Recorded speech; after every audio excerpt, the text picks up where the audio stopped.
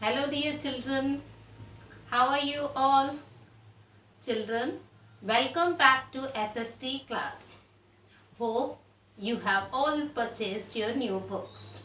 So, this is our book for SST, Landmark. Okay dear children, already we have started a few chapters in it in the month of April. So first of all, we shall be going for the recapitulation of the previous chapters. Then we shall start the new ones. Okay dear children? Children, first of all, we shall be revising chapter number 11 of Geography, our environment. Okay dear children? Our immediate surroundings or the conditions in which living beings exist. Like we are living beings and we exist in this world, the plants, the animals. Okay dear children? And we developed our characteristics. This all makes environment. The environment consists of both abiotic and biotic components. You all know very well what are biotic components. The biotic components and abiotic components can be explained this way. The abiotic components of the environment are all non-living things like the land, water and air. Whereas the biotic components are all animals, plants and human beings. Now land is the solid surface of the earth on which all living beings including plants exist. It is important for agriculture and also has minerals. Okay dear children, understood the biotic and abiotic components? The water on the earth on its surface, below it as well as in the atmosphere makes the hydrosphere. The hydrosphere is necessary for life on earth. Children, you know, for the last 5 days there has been a scarcity of water in Bhilwara. There was an article in newspaper too.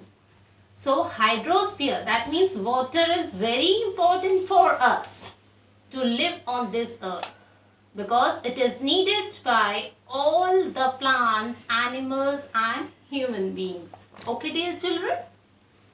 Now the envelope of the earth. Okay, you know that is atmosphere. The envelope of air around the earth is called atmosphere. The atmosphere has gases necessary for life on earth. For example, the ozone gas in the atmosphere protects us from the ultraviolet rays of the sun. Okay? Now the biotic components of the environment includes all forms of life including plants and animals. Living beings are generally found up to be a height of 6 km in the atmosphere and up to a depth of 7 km in the oceans. This narrow belt of about 13 km in which all forms of life exist is called the biosphere. Bio means life and wherever life exists means biosphere.